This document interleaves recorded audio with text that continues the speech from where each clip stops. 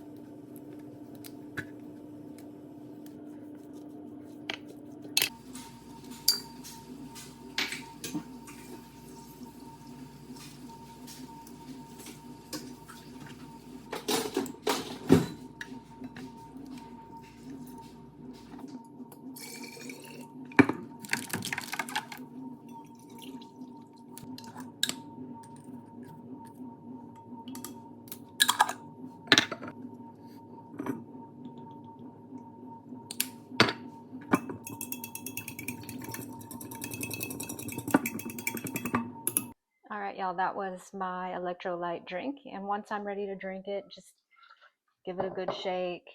And then I'll add about 1 scoop of creatine to roughly 8 ounces of the electrolyte drink.